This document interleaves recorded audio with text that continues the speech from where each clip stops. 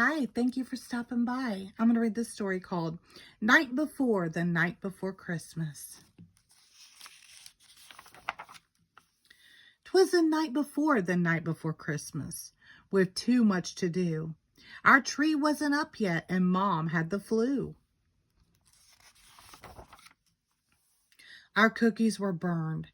There were presents to wrap. Mom sniffled, "What I need is a long winter's nap." But instead, we drove miles to go get our tree. Last week, there were millions. Now, there were 3. Dad tied the tree to our car. "This will just have to do." Mom nodded gloomily and sneezed, "Achoo!" We dragged in our tree through the front door. It dropped half its needles all over the floor. Just then, Patrick pointed to something quite shocking. Oh no, there were holes in everyone's stocking.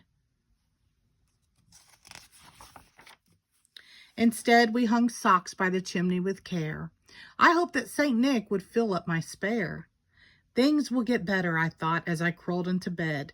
Maybe visions of sugar plums will dance in my head. Instead, I lay wondering, gazing up at the moon. What on earth is a sugar plum? Is it a candy or a prune? Early the next morning, I woke up from a dream. "Be careful, Harold," I heard my mom scream. Out on the lawn, there arose such a clatter. I sprung from my bed to see Dad on a ladder. He was stringing up lights on the rooftop and gutters, outlining the railings, the windows, and shutters. When he plugged in the cord, not a single light lit. Did we have extra bulbs? Yes, but none of them fit.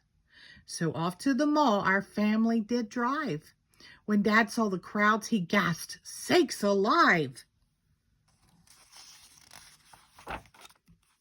We searched every store. All the lights were sold out. But I found something for Grandpa, Silly Gilly the Trout. Finally all done with our last-minute shopping, we flew past the food court without even stopping. "But I want to see Santa," Patrick said with a whine.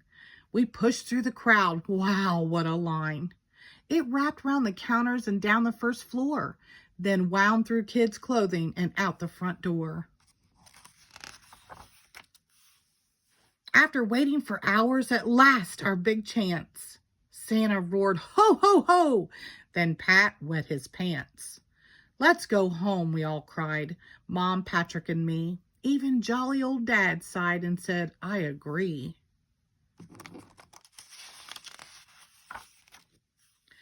So on the way home, we sang the Jingle Bell song. All the while I was thinking nothing else could go wrong.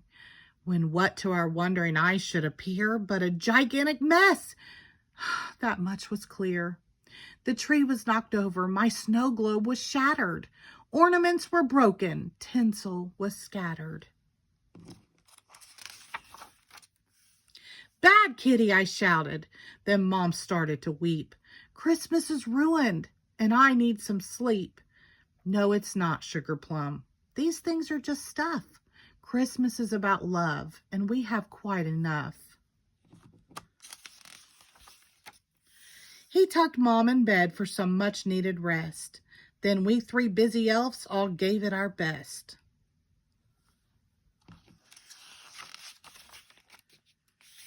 As snow gently fell, turning the earth sparkly white, I knew in my heart Christmas would turn out just right.